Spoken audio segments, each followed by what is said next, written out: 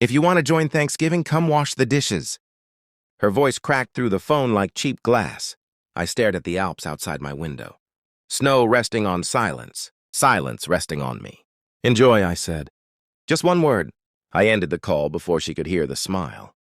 71 missed calls followed. 71. I didn't answer a single one, because I wasn't the woman she thought I was. I wasn't the tired mother-in-law begging to be included. I wasn't the widow surviving on scraps of emotional charity. I was the architect. And Thanksgiving was never about turkey. It was about inheritance. Years ago, her husband, my son, forgot one thing. A mother's love is patient, but it is not blind. And when I was sent to destroy their marriage, I stayed to protect the only innocent thing left in it, my granddaughter. The child he tried to weaponize. The child he claimed wasn't his. The child they both thought I would abandon. They forgot who I used to be. They forgot what I built. They forgot that I never lose quietly.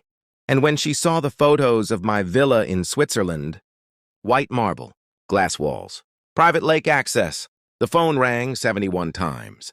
Because greed screams louder than love. It began with a whisper. Not from her. From him. "Mother, I think the child isn't mine." He said it like he was confessing a headache. I remember watching his fingers tremble. My son, the man I raised alone after his father vanished, the man I poured everything into, and now he sat in my study doubting his own blood. "She's been distant," he said. "Cold, secretive." I listened. I did not defend her. I did not accuse him. I only observed. The child had his eyes, his stubborn chin. But suspicion is a poison that spreads fast. He told me he had sent DNA samples. Secretly, without her knowledge. He said if the results confirmed his fear, he would destroy her. His words. Destroy. I watched him carefully. Not for heartbreak. For calculation. Because heartbreak trembles. Calculation is steady. And he was steady. Too steady. Then I noticed the financial transfers. Money disappearing from shared accounts. Transferred to an offshore holding. Under his name. Not hers. Not theirs. His. He wasn't preparing for betrayal. He was preparing to accuse her of it. To take everything. To walk away clean. To leave her ruined. To take the child. That was the moment I understood. I wasn't sent to destroy her. I was sent to witness. And he underestimated which side I would choose. I said nothing. That was my first move. Silence unsettles the guilty. I accessed records he didn't know I still controlled. I built the original company. I never removed myself fully. Old habits. Old protections. Phone logs showed late-night calls. Not hers. His. A number saved under a man's name. It belonged to a woman. Younger. Predictable. DNA results arrived in my mailbox. Yes. Mine. He had them sent to me. He trusted me. The report was clear. 99.99%. The child was his. He knew it would be. Because the real betrayal wasn't paternity. It was projection. He needed grounds for divorce. Grounds for asset seizure. Grounds for custody. He was already involved with someone else. I confirmed it quietly. Private investigator. Clean documentation. Photos. Hotel receipts. Recorded messages. I watched him at dinner. How he barely looked at his daughter. How he avoided his wife's eyes. How he spoke to me like a general briefing an ally. Once I expose her, he said, she'll have nothing. Expose what? A lie he manufactured. He wanted me to testify, to stand beside him, to say she had always been unstable, unfaithful, unfit. He forgot something. I know unstable. I survived unstable. She was not it. She was scared, confused, trying to save a marriage already gutted. I visited her alone. She expected judgment. I offered tea. I watched her hands shake. I think he hates me, she whispered. I did not answer, because hate would have been simpler. This was greed. Greed is colder, more precise. I decided then I would not destroy her. I would destroy the lie. I invited them both to dinner. Neutral ground. My home. I placed the DNA report on the table first. He smiled faintly. Confident. Open it, I said. She looked terrified. He opened it. His eyes moved quickly, then stopped. The room went very quiet. It's mine, he said. Flat. Yes, I replied.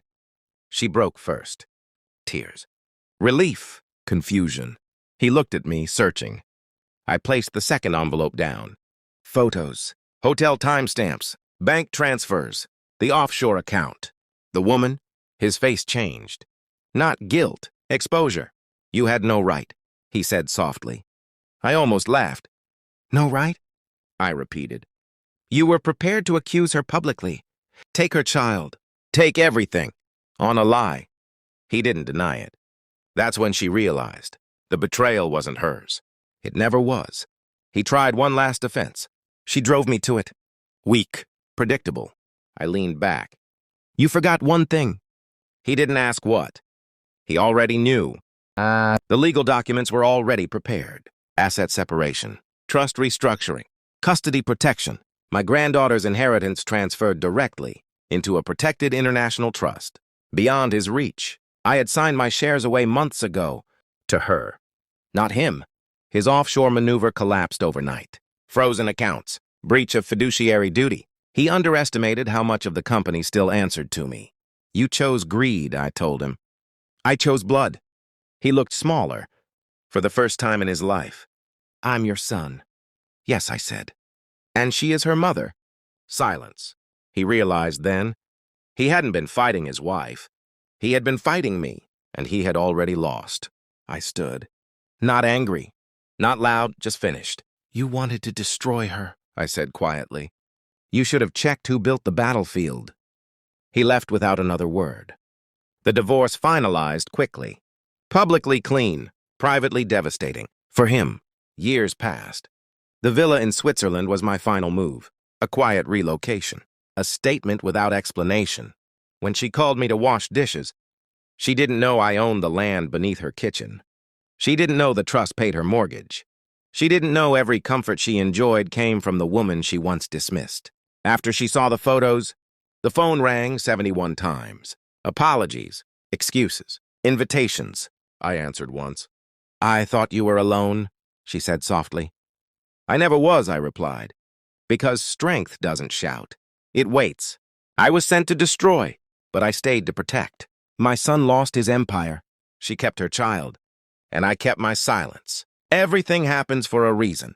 Some reasons are mothers, and I no longer need to prove anything. I simply exist, untouchable.